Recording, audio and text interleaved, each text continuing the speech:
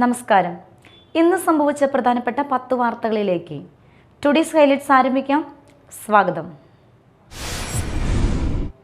കുതിരാൻ പാലത്തിന് മുകളിൽ Innova car trailer ലോറിയുടെ മുന്നിലേക്ക് ഇടിച്ചു കയറിയുണ്ടായ അപകടത്തിൽ ഒരാൾ മരിച്ചു.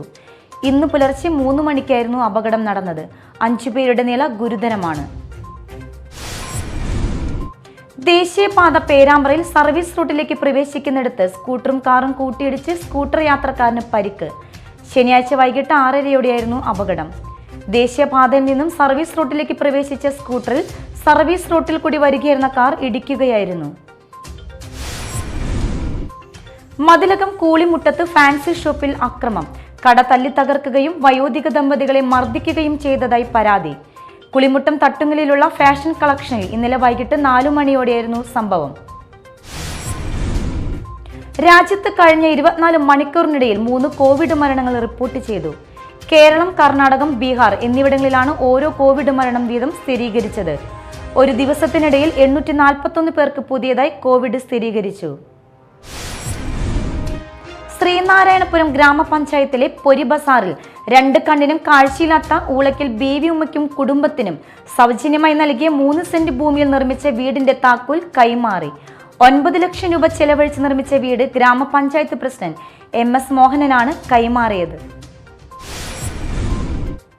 യങ് സീനിയർ അന്നമനട കല്ലൂർ നവീകരിച്ച ബസ് കാത്തിരിപ്പ് കേന്ദ്രത്തിന്റെ സമർപ്പണവും കുടുംബസംഗമവും പൊതുസമ്മേളനവും നടന്നു. സിസ്റ്റർ ആനി ജോസ്, ടെസി ഷാജി എന്നിവർ ഉദ്ഘാടനം നിർവഹിച്ചു. പ്രസിഡന്റ് IC ജോയ് അധ്യക്ഷത വഹിച്ചു.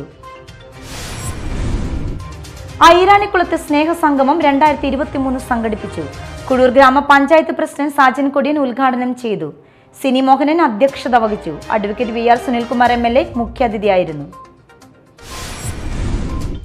ഒരു ജീവിതത്തിൽ പറയാനുള്ളതെല്ലാം ഒരു സിനിമയിൽ പറഞ്ഞ് ചലച്ചിത്ര ലോകത്ത് ചിരപ്രതിഷ്ഠ നേടിയ കലാകാരനാണ് മോഹൻ രാഘവൻ എന്ന് മന്ത്രി P രാജീവ് പറഞ്ഞു.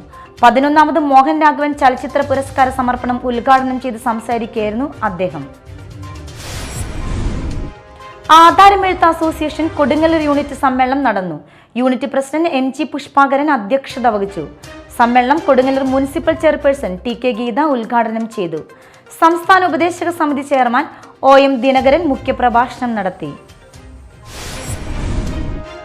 ഹൈലൈറ്റ്സ് വാർത്തകളുടെ വിശദമായ റിപ്പോർട്ട് അടുത്ത ന്യൂസ് റൗണ്ടപ്പിൽ കാണാം.